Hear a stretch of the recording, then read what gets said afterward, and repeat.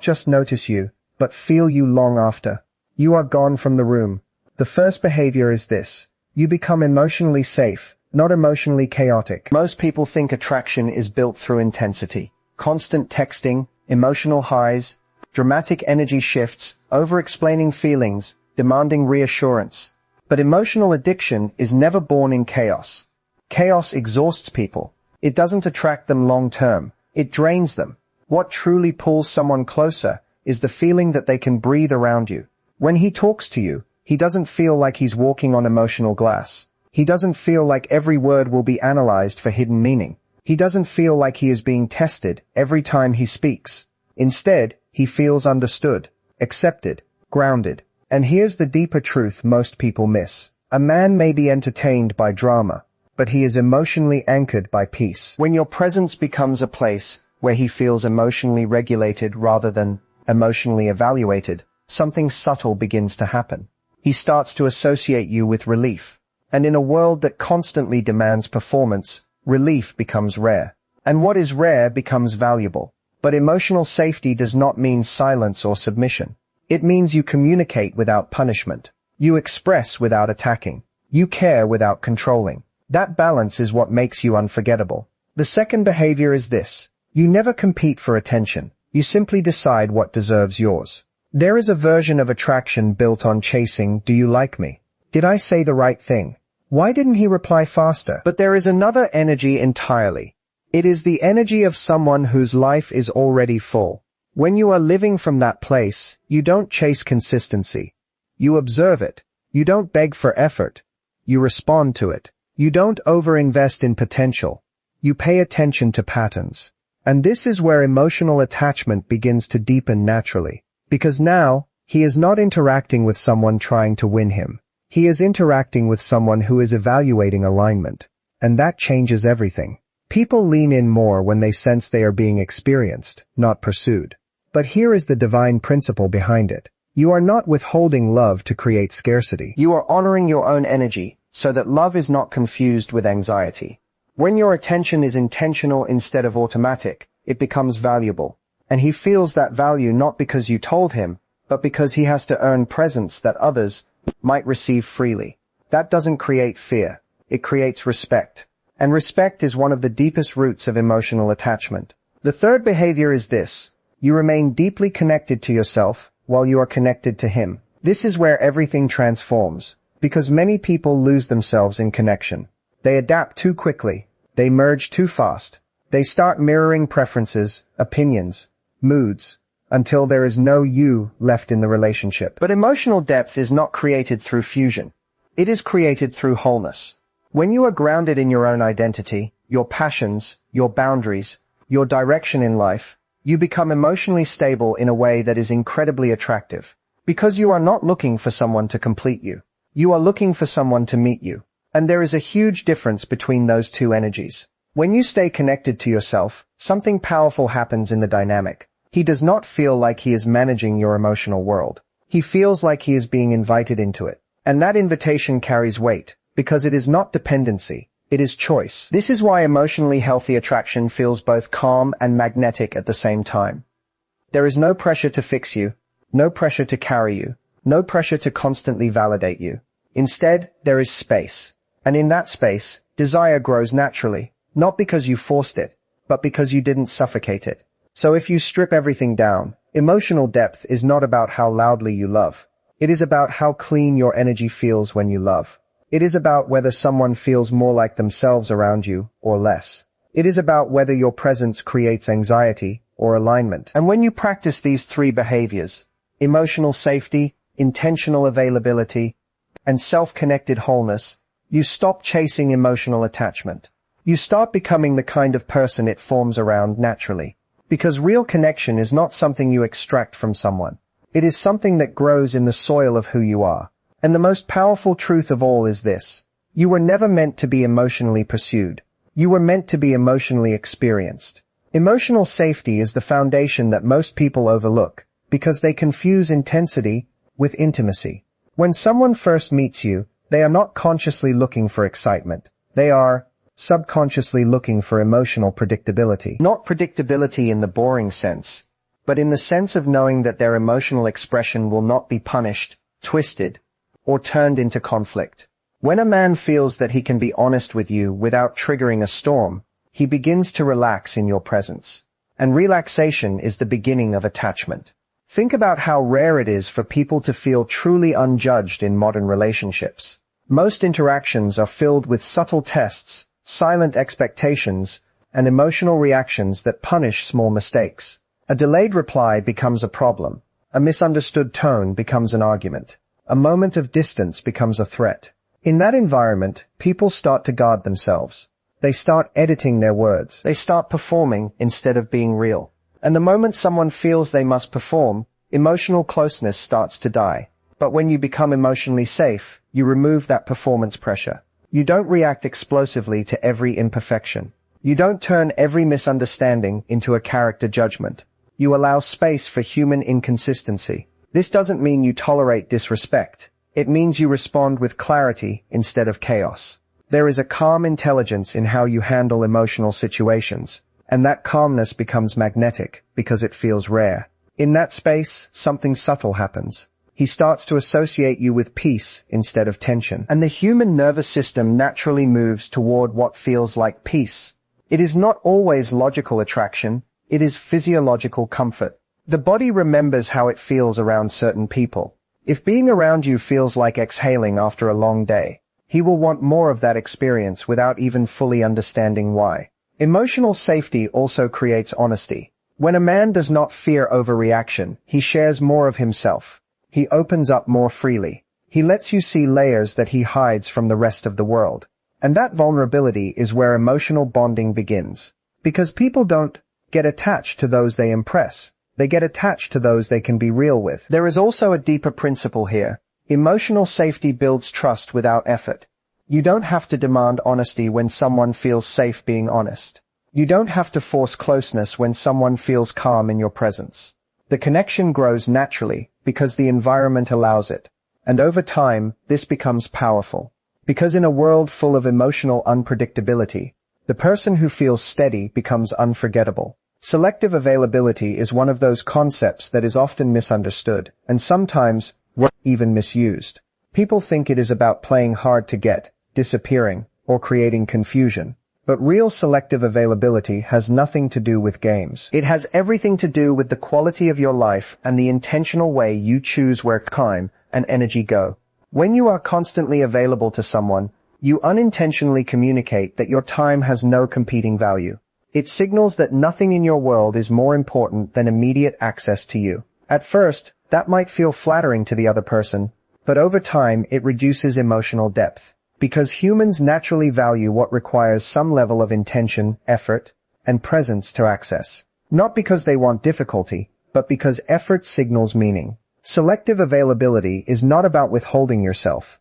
It is about being rooted in a life that does not revolve around someone else's attention. When your schedule is full of purpose, growth, relationships, work, passions, and rest, your availability becomes naturally structured.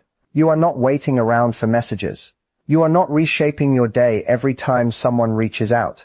Instead, you respond from a place of alignment, not urgency. This creates a very different emotional dynamic. The other person begins to experience your presence as something that fits into their life, not something that is always guaranteed on demand. And psychologically, that shifts perception. People tend to assign higher value to experiences that are not endlessly accessible. Not because they are being manipulated, but because scarcity of attention highlights importance. But there is a deeper layer here. Selective availability also protects your emotional energy.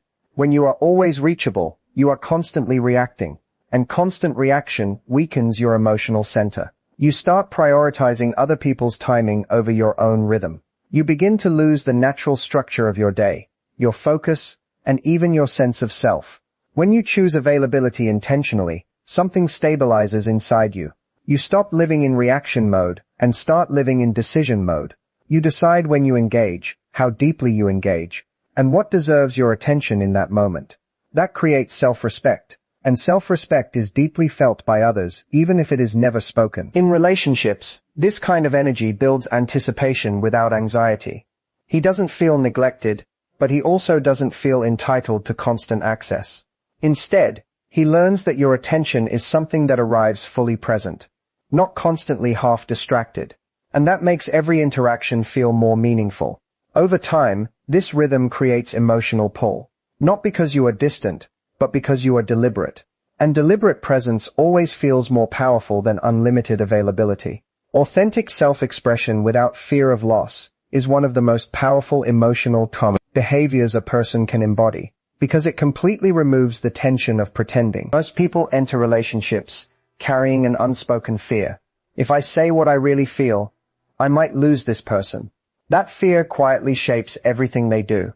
They soften their opinions, hide their needs, delay their boundaries, and edit their truth just to maintain connection. But what they don't realize is that this self-editing slowly weakens attraction, because it removes emotional honesty from the relationship. When you express yourself authentically, you are no longer trying to manage someone's gain. You are simply communicating your truth. This does not mean being harsh or impulsive. It means being grounded in clarity. You can say, "This doesn't work for me. I felt hurt by that," or "I need something different," without attaching your emotional survival to how the other person responds.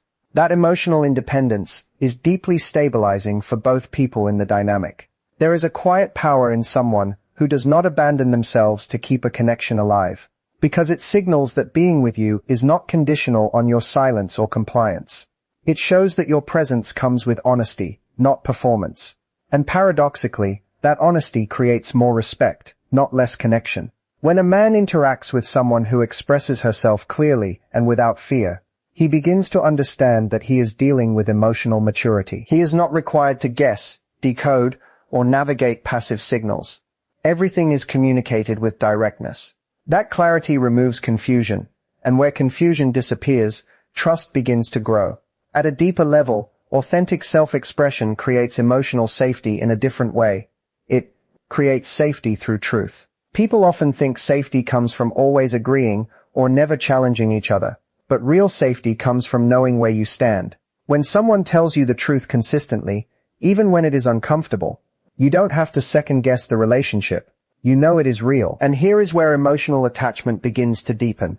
People become strongly connected to those they can be fully themselves around, but also to those who are fully themselves around them. There is a mutual respect that forms when neither person is performing. The connection becomes less about maintaining an image and more about experiencing reality together. Fear-based silence, on the other hand, creates distance even when two people are physically close, because what is not said begins to accumulate emotionally. Small suppressions turn into internal resentment. Unspoken needs turn into emotional withdrawal. And over time, the relationship feels heavy without anyone fully understanding why. Authentic expression clears that weight. It keeps the emotional space clean. It ensures that what is felt is also communicated. And what is communicated is not distorted by fear. And in that kind of environment, connection doesn't just survive. It becomes real, grounded, and deeply memorable. Positive emotional reinforcement is one of the most misunderstood dynamics in attraction, because people often confuse it with constant praise, overgiving, or rewarding someone for simply showing up. But real emotional reinforcement is far more precise and far more powerful. It is about responding to behavior, not identity. It is about acknowledging actions that align with respect, consistency, and genuine effort, while remaining emotionally neutral toward inconsistency or bare minimum energy. Most people, when they are emotionally invested, start reinforcing the wrong things without realizing it. They reward attention even when it is inconsistent. They respond warmly to effort that comes and goes unpredictably. They give their best emotional energy to moments that do not reflect stability. Over time, this teaches the other person, unintentionally, that inconsistency still receives full emotional access. And that weakens attraction, because the emotional system learns there is no real distinction between effort and absence of effort. Positive emotional reinforcement, when done with emotional intelligence, creates clarity in the dynamic. When someone shows up with consistency, presence, and genuine care, you respond with warmth, appreciation, and openness. Not exaggerated, not performative, but real. That response creates emotional reward for behavior that strengthens the connection. It signals, this version of you is what builds closeness between us. But when behavior is inconsistent, unclear, or emotionally unavailable, you don't overreact. You simply don't amplify it. You don't chase it with extra energy. You don't try to compensate for it emotionally. You remain steady. That emotional neutrality communicates something very important. Connection is not guaranteed by default. It is built through how you show up. This balance creates emotional structure in the relationship. And structure is deeply attractive because it removes confusion. The other person begins to understand, consciously or subconsciously, what strengthens the bond and what weakens it. There is no manipulation in this. It is simply emotional feedback based on consistency. At a deeper level, this behavior protects your emotional integrity. When you stop over-rewarding inconsistency, you stop training yourself to tolerate emotional uncertainty. You begin to align your emotional investment with actual behavior rather than potential. And that alignment prevents burnout, resentment, and emotional imbalance. Over time, something interesting happens. The other person starts to notice that your energy feels clearer, more grounded, and more intentional than what they may be used to. They begin to feel that your emotional presence is not automatic, it is responsive. And because it is responsive, it feels valuable. This creates a subtle but powerful shift. They become more aware of their actions, more intentional in their behavior, and more conscious of the energy they bring into the connection. Not because they are being controlled, but because the emotional feedback they receive is honest and consistent. And in that space, attachment grows, not from confusion or unpredictability, but from clarity, respect, and the understanding that real connection is something that must be continuously earned and consciously maintained. Mystery through depth is very different from mystery through games, silence, or emotional unpredictability. Many people misunderstand mystery and think it comes from being hard to read, withholding information, or staying emotionally distant. But real, lasting attraction is not built on confusion. It is built on discovery, and discovery only exists when there is genuine depth to uncover over time. When someone has depth, they are not fully revealed in a single conversation. Not because they are hiding themselves, but because they are continuously evolving. They have interests, reflections, emotions, experiences, and inner layers that cannot be fully shared at once. They are living a life that expands beyond any single relationship, and that naturally creates a sense of unfolding. Every interaction reveals something new, not because they are calculating it, but because they are genuinely growing. This kind of mystery feels safe and magnetic at the same time. It is not the kind that creates anxiety or uncertainty about where you stand. Instead, it creates curiosity. The other person feels like there is always more to understand, more to appreciate, and more to connect with. And that ongoing discovery becomes emotionally engaging in a way that surface-level familiarity never can. Depth also comes from emotional honesty and self-awareness. When you understand yourself deeply, you don't feel the need to overshare everything immediately, nor do you feel pressure to perform for connection. You share what is real in the moment, but you don't rush to fill every silence or explain every layer of who you are up front. That pacing allows connection to breathe and evolve naturally. People often underestimate how attractive it is to feel that someone has a rich inner world. When your thoughts are layered, your values are clear, and your perspective on life is evolving, others sense that there is more beneath the surface. They don't feel like they have figured you out, and that keeps emotional engagement alive. Because the moment someone feels they have fully decoded another person, curiosity fades.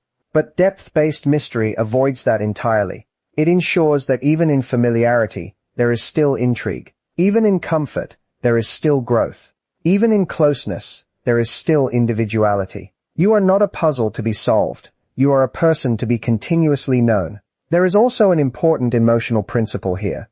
People bond more deeply with those they continue to learn from. When someone introduces new perspectives, new emotional insight, or new ways of thinking over time, the connection does not plateau. It expands.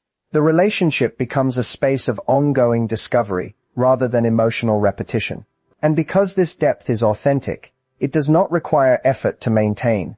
It comes from living fully, thinking deeply, and staying connected to your own growth. That natural evolution becomes the source of intrigue.